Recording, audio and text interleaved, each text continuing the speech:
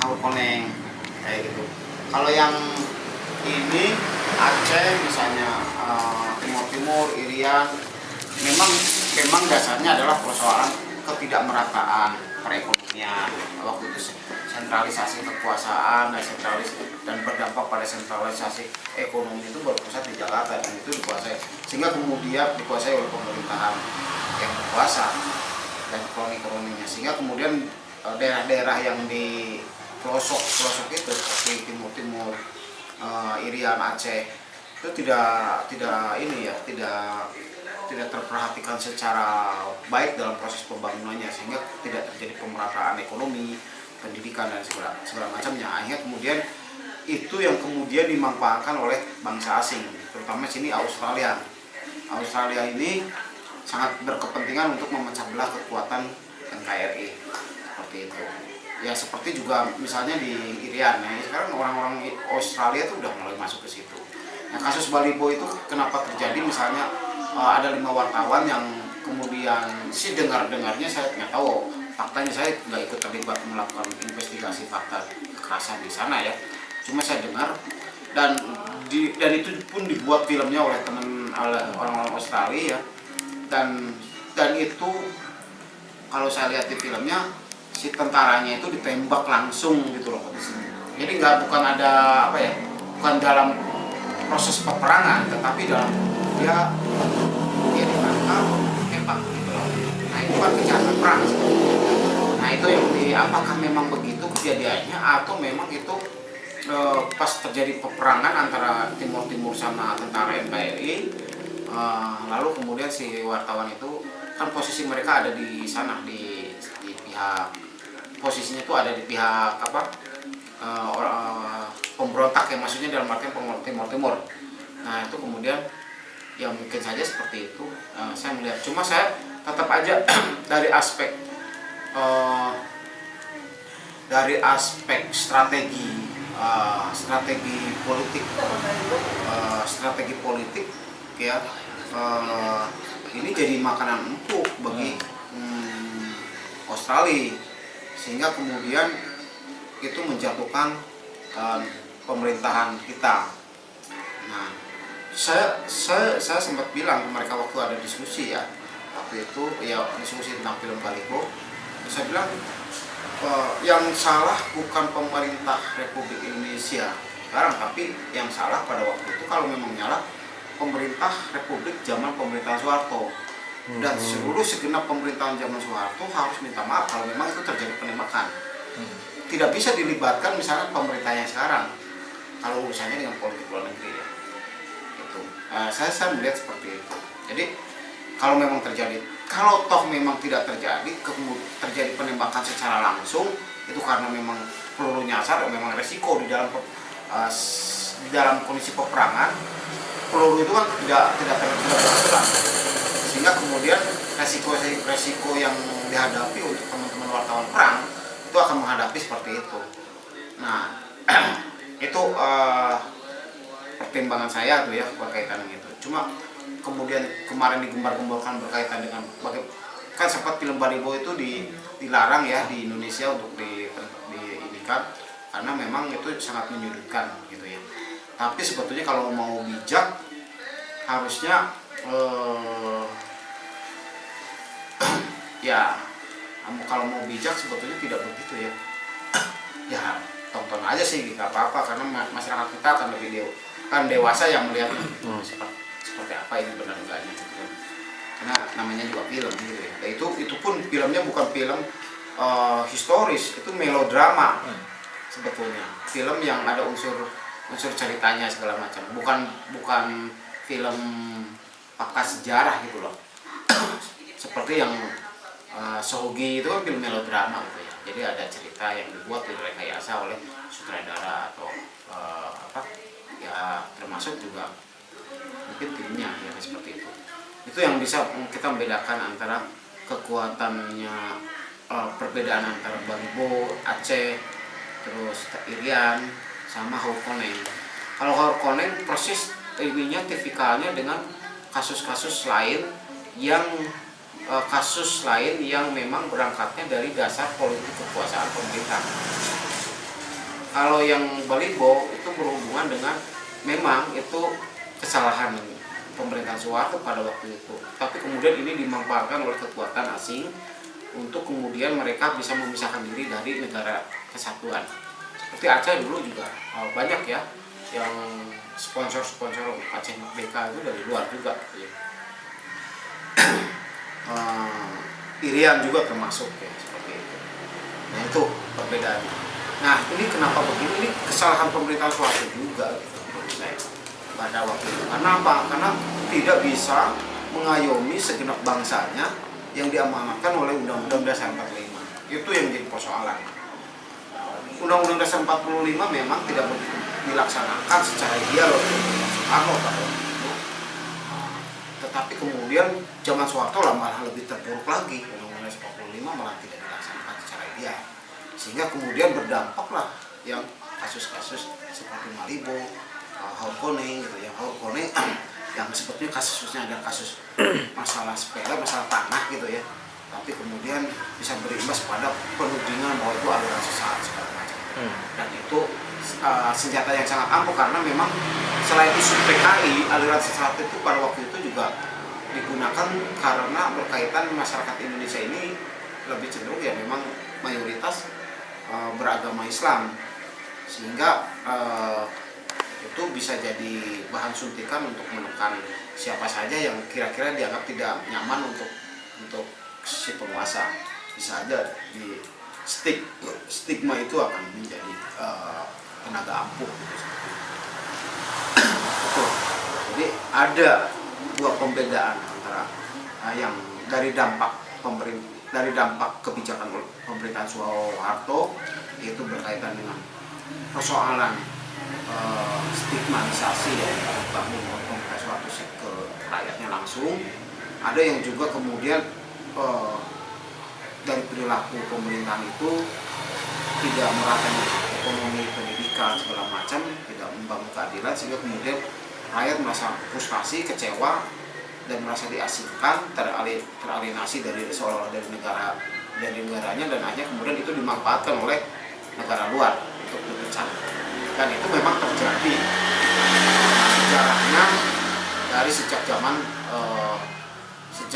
pemecah belahan kekuasaan keharmonisan bangsa kita itu memang terjadi sejak zaman Hindu masuk ke Indonesia. Hindu masuk, dan yang mengkacaukan bangsa ini memang dari dulu adalah awalnya sih oleh tetangga-tetangga, negara-negara tetangga, Cina, Arab, kayak gitu, India, kayak gitu. Sebelumnya masyarakat kita masyarakat yang berhukum. Mungkin itu saja ya sementara dari saya. Nah, selanjutnya kita bisa diskusi. Gimana Bang, sehat Bang? Sehat Bang, tadi aku nunggu di simpang 1 jam. Oh, aku kok telepon nggak angkat ya? Aku angkat, mati ya Bang tuh. Oh, iya. Dayang Sumbi nunggu langsung ke sini nggak ada. Baru kalian kemana? Aku bilang wah sih, Bang nggak ini ya. Ada aspek Telepon nggak angkat.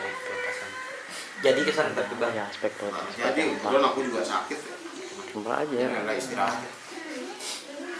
Seperti Gimana Gus? Ada ini? Kira-kira ada pertanyaan? Silahkan. Gus, yang masih menjanggal Gus.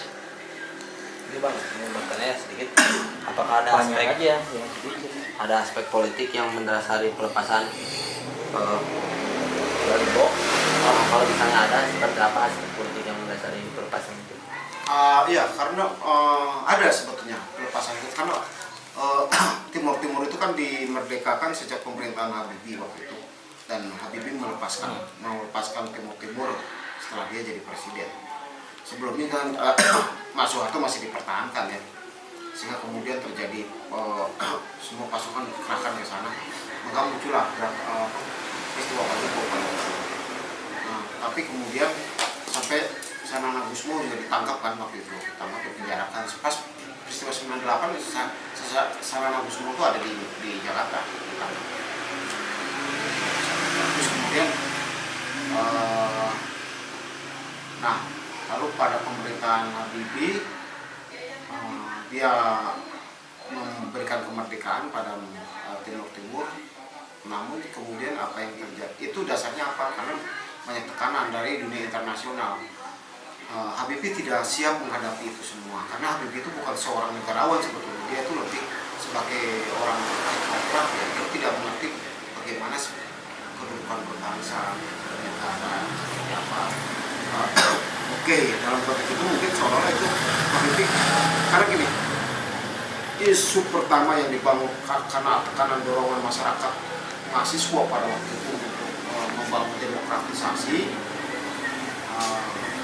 supaya republik ini benar-benar demokratis gitu ya. Maka kemudian itu direduksi oleh Habibie sebagai kekuatan sehingga orang bisa bicara apa saja, bisa apa saja atas hidupnya. Nah, ketika demokrasi dikelontorkan oleh Habibie dan kemudian Habibie melegitimasi, artinya menyerahkan ke masyarakat Timur Timur bahwa mereka menerima kemerdekaannya karena mereka menuntut kemerdekaan waktu itu. Ya silakan aja kalau kalian mau merdeka. Dan waktu itu Sanang Agusmo dikeluarin kan setelah Sanang Agusmo dikeluarin dan dia kan tidak ada hubungan lagi dengan Indonesia karena dia memang orang sana. Waktu dia ditangkap kan masih warga negara Indonesia pada waktu itu karena masih dia dalam ikatan NKRI. Ketika dia merdeka kan Sanang Agusmo dikembalikan ke negaranya, ke Timur Timur, dan mereka silakan kalian merdeka dan bangunlah. Nah, itu karena memang waktu itu ada desakan dari internasional bahwa Indonesia harus melepaskan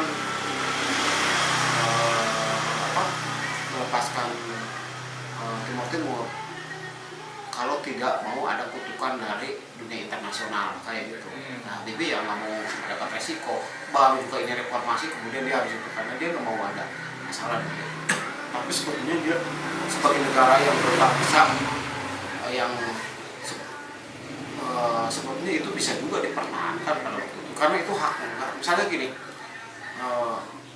itu wilayah yang secara de facto itu adalah wilayah kesatuan Republik dan itu sudah diikrarkan pada waktu zaman kemerdekaan Soekarno dan warga di sana juga sebagian, maksudnya warga di sana juga mengiyakan kemerdekaan bangsa Indonesia dan mereka menjadi bagian dari bangsa Indonesia kayak Aceh. Aceh walaupun memang pada waktu itu terjadi Aceh tidak mau ya seperti itu. Kemudian pada akhirnya juga mau Irian, terus Timur Timur kan gitu. Nah sebetulnya kalau Habibie kuat tidak perlu dia harus menang, tapi kemudian karena memang dia tidak mau dituduh sebagai bagian dari pembawa kebenaran di seluruh rejim Soeharto, dia mau harus baik. Ada sih tekanan politik dari kekuatan warga Timur Timur misalnya, dan juga dari dunia internasional. Dan waktu itu juga terjadi karena pada zaman peristiwa Timur Timur sendiri juga dibuat milisi-milisi ya, kekuatan-kekuatan yang dari warganya sendiri yang terlibat bareng sama tentara untuk membunuh para pemberontak waktu itu. Nah akhirnya juga para milisi ini juga mereka kan dikejar setelah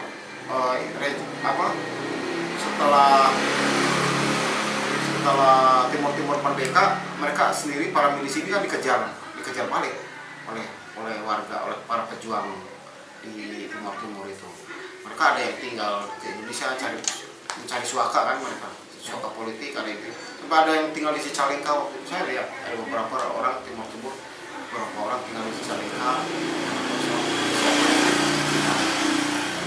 Saya sempat dengan mereka. Nah, tapi lagi-lagi ya kalau bicara yang pertama itu jelas itu ada unsur politis. Kalau politiknya dari mana? Dari internasional. Dan waktu itu kita juga agak sedikit kecewa juga kenapa Timur Timur dilepaskan. Orang kita bagaimana dulu berjuang kita bisa. Tapi ya sekarang resikonya sekarang begitu berat masyarakat di sana. Hidupnya harus pakai dolar. Ketergantungannya pada Australia ya sekarang ini. Seperti itu. Ya itu resiko sendiri. Nah sekarang mereka kalau mau berdaulat sesungguhnya harus bisa memerdekakan diri dari tekanan Australia. Sekarang ini udah di bawah Australia. Walaupun Australia sendiri secara tidak langsung menekan, tapi kemudian beberapa ininya kan selalu dilindungi oleh Australia. Para elit-elit politiknya dikendalikan. Maka kemudian ada beberapa dari kelompok mereka yang juga kecewa dengan itu di Timur Timur itu. Kecewa dengan kita kan dulu berjuang bukan karena untuk Australia. Nah, Australia punya kepentingan karena di situ banyak sumber daya alam yang bisa dieksplorasi oleh negaranya. Itu lagi-lagi kontrolnya. Nah, seharusnya gini, ketika kalau saya ya nggak perlu dikeluarin, dibina dan dimakmurkan rakyatnya, gitu loh. Karena mereka kan butuh makan, butuh hidup, butuh pendidikan, butuh perkembangan. Alam semestanya di sana, alam rayanya itu dikelola secara baik dari sumber daya alamnya, sumber daya manusia dikelola baik sepenuh-penuhnya untuk kehidupan mereka. Itu kan lebih menarik dibanding sekarang dilepas, tinggalkan dikasihkan ke, artinya gini, keluar dari mulut singa, mulut buaya, masuk ke masan singa kayak gitu. Sekarang lebih parah lagi hidupnya, dolar dan gila aja hidup. Saya pernah mendengar memang membaca beberapa artikel ketika anak saya Yusuf kemudian saya Timur lebih bergantung pada masyarakat Indonesia yang tinggal di perbatasan, contohnya BBM sering mungkin di berita sering diberitakan tentang penyelundupan BBM ke daerah Timur. Kemudian ada lagi yang menjadi sebuah tidak mengenal warga Timur pada Indonesia. Mungkin bagaimana untuk pandangan abang pada hal tersebut? Ya, sekarang karena mereka sudah merdeka, ya maksudnya mereka sudah bernegara, maksudnya secara ilegal mereka sudah ada negara. Ya kalau menurut aku harus tetap dasarnya kalau sudah masuk ke wilayah itu tidak bisa secara politis ya, tidak bisa, mereka tetap harus ya seperti kita juga kalau mau ke mereka harus bikin paspor segala macam. Walaupun misalnya deketan ya, kayak Malaysia dengan ini, kayak di Kalimantan saya dengar juga beberapa teman yang di pinggiran perbatasan itu, anak-anaknya itu masyarakat kita di sana itu hidupnya dari Malaysia, mereka kerja ke Malaysia pagi itu hanya nyebrang lewat lautan aja sebentar, naik perahu terus sorenya pulang, jadi nyari penghidupannya di Malaysia. Dan mereka lebih tahu Malaysia dibanding Indonesia negaranya sendiri, dan mereka tahunya lagu kebangsaannya itu lagu kebangsaan Malaysia gitu loh. Dan itu dipelihara oleh bangsa Malaysia, dipelihara, besok kamu di sini aja belajar, di sini lihat duit segalanya gitu loh. Nanti setelah itu pelan-pelan dia mencaplok lahan tanah pulau kita kan pelan-pelan. Nah itu terjadi, dan ini memang persoalannya lagi-lagi adalah ya negara bagaimana mengelola daerah itu sendiri, termasuk misalnya di Timur ya, perbatasan dengan masyarakat Indonesia. Jadi tetap ini harus tegas, harus fokus. Garis demarkasinya di mana, di batasan politik dan batasan wilayah seperti apa. Dan kalau memang terjadi ada komunikasi, ada usaha bersama misalnya, ya harus legal. Kalau saya, kalau ada yang misalnya memberikan BBM dengan mereka, karena di BBM di sana lebih mahal ya, kan ke sini ya tetap harus kena sanksi. Dan ini sebetulnya penguatan militer itu harusnya ada di wilayah-wilayah ini, Di wilayah perbatasan. Dan yang harus dikuatkan itu oleh pemerintah itu adalah angkatan laut, karena disitulah letaknya. Nah sekarang pelan-pelan pasir kita diambil Singapura, Malaysia, pelan-pelan itu mereka tuh sengaja pasir ini ke pantai gitu ya, supaya pantai mereka tuh melebar. Lama-lama kan masuk tuh pulau kita kayak gitu modelnya, dikeruk tuh si pasirnya itu dimasukin ke pinggir pantai mereka, sehingga wilayah pantai mereka tuh agak dangkal, dan itu wilayah kayak wilayah pulau mereka sendiri. Ini terjadi dan ada beberapa saksi yang seperti itu terjadi. Nah maksud aku tetap aja harus ada penguatan hukum, dan terutama ya pihak pemerintah harus tegas dalam program ke depan ya. Mestinya perbatasan ini memang harus, dan orang yang kerja di perbatasan itu ditanggung secara layak ya oleh negara, terutama tentara-tentara yang kasihan juga sih sebetulnya mereka ya. Kita sisi lain menghantam, tapi kalau kita lihat fakta di sana di pinggiran-pinggiran perbatasan itu, tentara-tentara kita itu kasihan juga sih. Tenaganya terbatas, perlengkapannya juga masih sangat tradisional dibanding mereka. Kapal besar, daripada uang dipakai korupsi, pakai menurut aku mendingan dipakainya sebagian ya, selain pendidikan kesejahteraan juga pertahanan negara itu penting. Karena apa? Itu menyangkut kewibawaan. Sekarang bagaimana kita bisa punya kebanggaan bisa begitu kita keluar dari Singapura, dari luar negeri misalnya, ya lewat jalur darat, katakan jalur laut misalnya. Lihat kapal-kapal kita mau kecil-kecil dibanding kita datang ke laut misalnya di Amerika, di Australia, di mana pinggir-pinggir laut itu kapal-kapal tanker besar-besar, maksudnya kapal-kapal perang gede gitu loh. Terbalik, dulu tahun-tahun 500 sebelum Masehi, kapal-kapal kita tuh kapal-kapal besar, bukan kapal-kapal besar, itu kapalnya kecil-kecil. Kita tuh besar-besar, karena kita tuh penguasa bahari, penguasa lautan pada waktu itu. Nah, sekarang malah terbalik, masyarakat kepulauan ini kalah sama masyarakat daratan, gitu loh. Kayak gitu. Seharusnya masyarakat kepulauan tuh perahunya ya gede-gede, kapal-kapalnya gede-gede. Tapi karena ya yang berkuasa jadi kepala tinggi militer angkatan darat, dulu memang ada Gus Dur ya, angkatan laut nih panglimanya. Tapi tetap aja kan kebijakan ekonomi, kebijakan untuk alutsistanya kan tetap aja kan. Saya kira itu perlu dalam konsep bernegara, kewibawaan negara itu dilihat juga dalam konteks ini militer harus didukung dalam konteks ini. Tapi kalau militer menekan sipil, nah itu baru dihantam militer itu. Tapi kalau militer untuk menjaga bangsa dan negara dari tekanan musuh, ya, mencaplok tanah, mencaplok pulau, itu harus juga depan. Karena itu menyangkut kewibawaan bangsa. Nah, itu yang jadi masalah. Mungkin dari kawan-kawan pernah mendengar dari yang lain yang sekiranya sangat memprihatinkan bagi bangsa kita, khususnya bagi masyarakat sipil. Mungkin nggak ada yang ditanyakan, silakan tanyakan agar ya kita dapat diluruskan kembali. Jadi sikap nyambung yang tadi ya. Oh. Jadi sikap pemerintah apatis gitu bang ke ya militer-militer ke tempat-tempat militer yang mempertahankan kewibawaan negara kita, apatis gitu atau gimana? Ada sikap kecil atau besar gimana? Nggak ada perhatian aja kalau aku ya. Kalau memang dia ada perhatian, ada sih perhatian kan, misalnya angkatan laut gitu. Tapi kemudian faktanya di lapangan kan terbukti seperti itu. Kalau saya lihat di berita-berita yang dilaporkan di media itu terbukti masih seperti itu ya.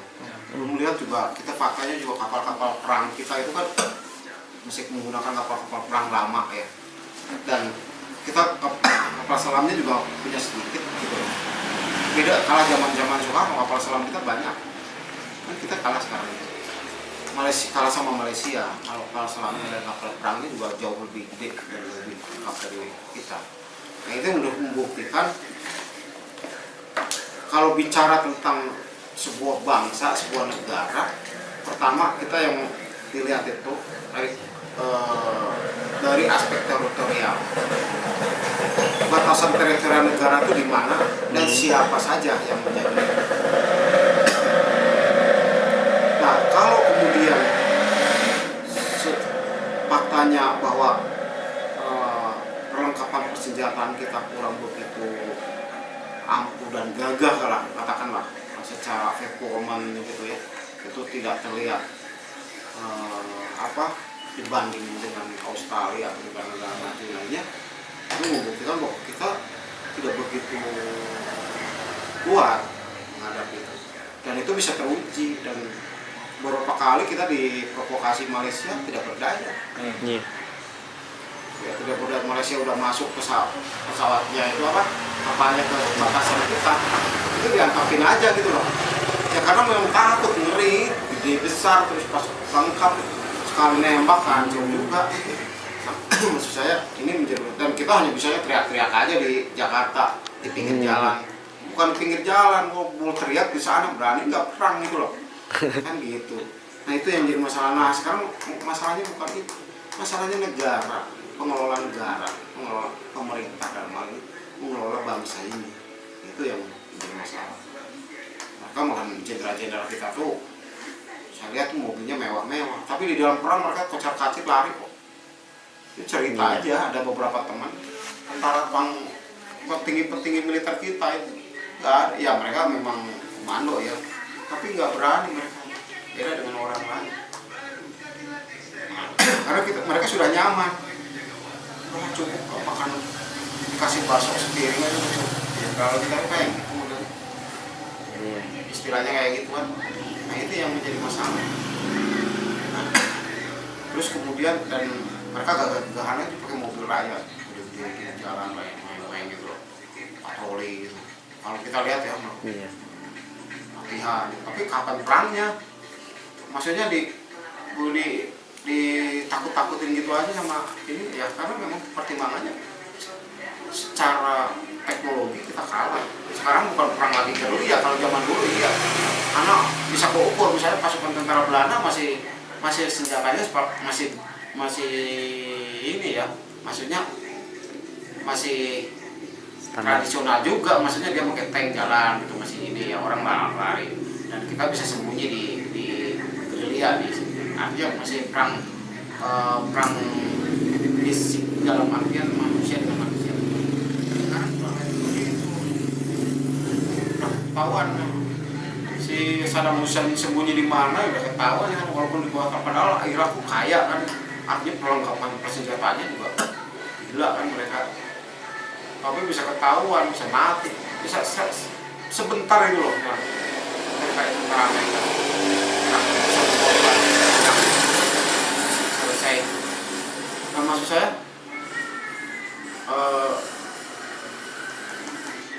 apalagi kita gitu, yang secara ekonomi semua potensi minyak atau apa ya, potensi alam udah habis semua, kita nggak punya modal, habis tuh ini di mana nih. Nah apalagi kemarin misalnya jari-jari kita sudah dipesan oleh orang luar ya, maksudnya tuh kan saya curiga tuh yang bikin kemarin buat KTP yang elektronik itu ya. Oh, iktp. Itu jari kita kan masuk. Jari kita masuk terus kemudian mereka kan dapat laporan tuh. Mana ini datanya? Udah tahuan nih sama Jabaril gerilya di mana? Oh, daerah Dago lo pocok udah. Saya kan talit kena. Oh, di sini. Gua lihat kemarin di satelit ada teman pojok mana? Oh, gini tinggal aja cari intelnya tiap hari misalnya. Coba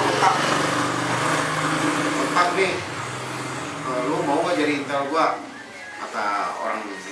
Ya udah cari terus. Oh di sini tiap hari bisa Selasa malam sama Kamis malam tuh kegiatan tabu tuh gini. Kan petanya oh ya udah ledakin aja dari jam segini.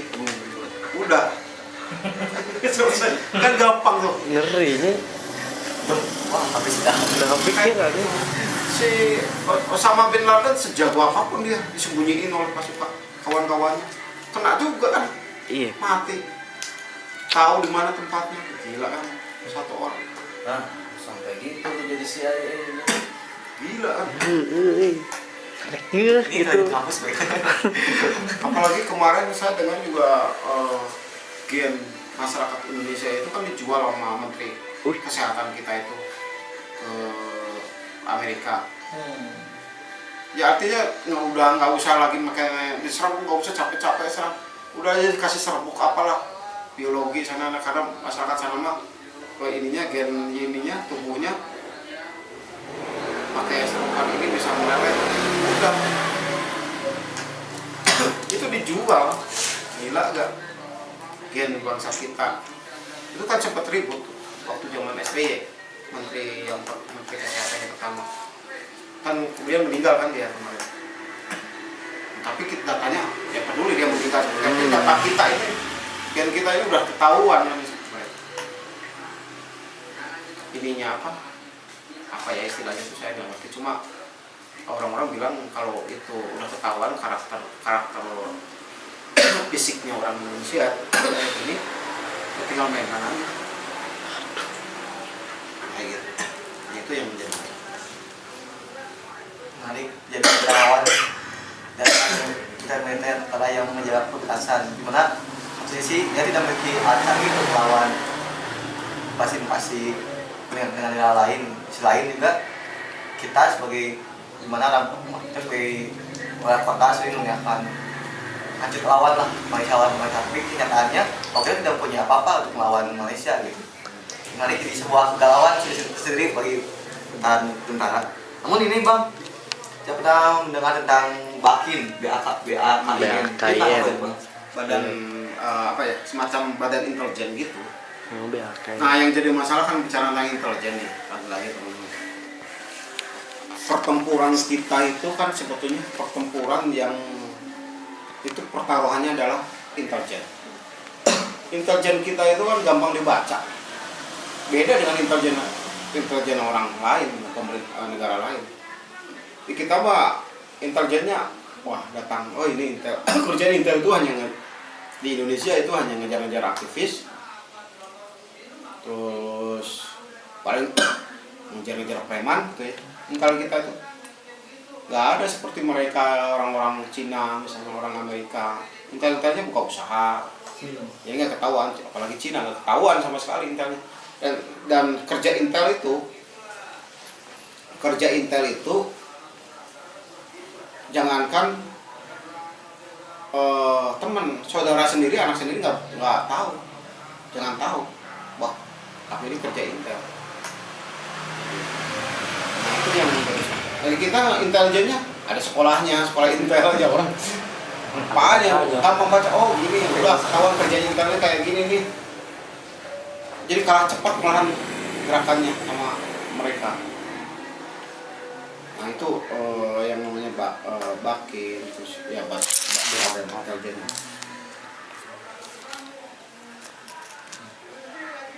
Jaket hitam Intel aja udah ketahuan ya. Iya, hitam Kulit. agak pendul kita itu kan Intel. Terus sekarang pura-pura gondrong sekarang Intel tuh. Kayak gua gini tapi tetap aja Intel kelihatan. Nggak kelihatan Intel cerdas itu loh. Kalau gondrong, aku lihat di beberapa Intel jadi di Poltabes itu ya. Terus ada di Kodim juga gondrong-gondrong. Ketemu Intel polisi yang gondrong-gondrong kelihatan. Terus kelihatannya lagi Intel kita itu gondrong, juga walaupun digondrongin ya, celana jeans, pakai sepatu, ada yang pakai sendal, terus kemudian pakai kantong yang di sini tuh. Nah itu udah ketahuan arah kebaca itu. Kantong yang ini loh, kredit itu loh. Jadi Intel itu tahu. Terus cara nanya juga lain kalau Intel. Ketahuan. Makanya gue bilang, wah ini Intel, oh ini bukan. Tahu. Dari pertanyaan, dari gestur.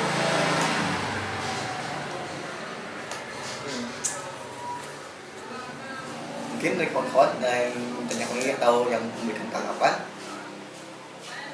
tentang apapun, biar diskusi ini lihat apa gimana.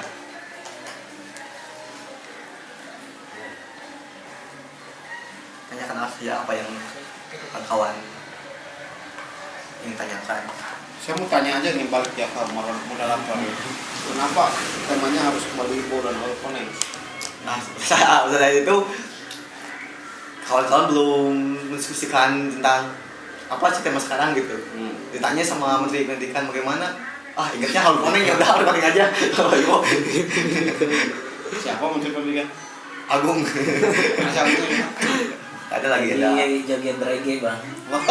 Di kampus lagi rame katanya ada reggae. Oh sekarang? Iya. Oh Makanya tadi kampus lu ngajak teman-teman udah pada siap tadi tuh. Cuma ada undangan reggae.